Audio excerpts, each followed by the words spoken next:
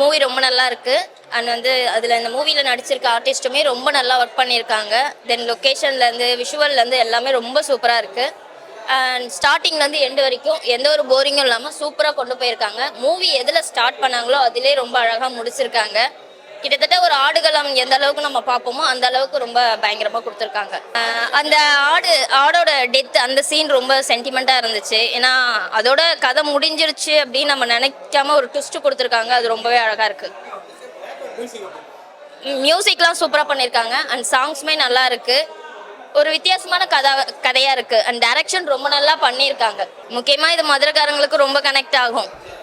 மதுரைக்காரங்களுக்கு இந்த மூவி ரொம்ப கனெக்ட் ஆகும். ஏன்னா இது சுற்றுவட்டாரமே மதுரை, திருச்சி அந்த ஏரியாவை சுற்றுவட்டாரம். அண்ட் வந்து ஆடுகளம் அந்த மாதிரியான விஷயங்களுமே வந்து பார்த்தீங்கன்னா அந்த ஏரியாவை பேஸ் பண்ணி தான் எடுத்திருக்காங்க. ஸோ ரொம்ப நல்லா இருக்கு. ஜாக்கின்னு ஒரு படம் வந்திருக்கு. கண்டிப்பா 1820 ஜாக்கிய வந்து நம்ம மதுரை மண்ணில் வாங்கிட்டு இந்த படத்தை 3 மொழியில் எடுத்திருக்காங்க. இப்போ இந்திக்காரங்களும் பார்த்துட்டு நம்ம மதுரைனா என்னன்னு தெரிஞ்சுக்க போறாங்க, கர்நாடகாக்காரங்களும் தெரிஞ்சுக்க போறாங்க. ஏன்னா 10 மில்லியன் யூஎஸ் எப்படிடா போச்சுன்னு நெட்டில் சர்ச் பண்ணேன். ஆனா படம் உட்கார முடியல. அப்படி விறுன்னு இந்த காளை அந்த கெடாவை பார்க்கறதே நமக்கு இது வரைக்கும் கெடா கறி சோறு தின்னு பார்த்துருப்போம். ஆனா கெடாவை வச்சு ஒரு கறி சோறு போட்டிருக்காங்க பாரு. படம் ஃபுல்லா போட்டிருக்காங்க, தெறிக்க விட்டுருக்காங்க. அதுல அருமையா நடிச்சிருக்கு. காலியா வந்த கெடாவும் வெடிகுண்டா வந்த கெடாவும் வெடிகுண்டு செத்து போயிடுது. காலி உடம்பு முடியாம வந்து சாவர சூழ்நிலையில காப்பாத்திடுறாங்க.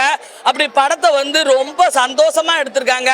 கண்டிப்பா இது பொங்கலுக்கு வந்திருந்தா பொங்கி வலிஞ்சிருக்கிறோம். கொஞ்சம் லேட்டா வந்தாலும் நம்ம பாரம்பரியம்.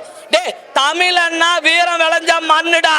அந்த வீரம் விளைஞ்ச மண்ணுனா ஏன் தமிழ் மண்ணு மதுரை தாண்டா அப்படின்னு சொல்லிட்டு மதுரையில ஒரு சம்பவத்தை பண்ணி 1820 சாக்கிய வாங்கினத அதை இவ்வளவு நேரம் மூடி மறைச்சு இப்பதான் வெளி உலகத்துக்கு கொண்டு வந்திருக்காங்க.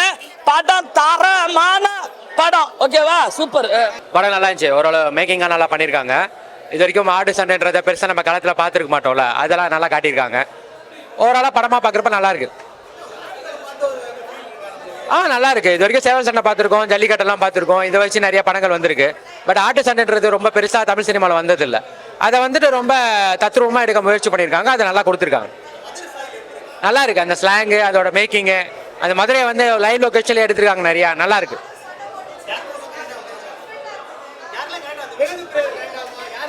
அந்த மதுரை சார் இந்த கிராமத்து பிசி சென்டர்ல பயங்கரமாக கனெக்ட் ஆகும்.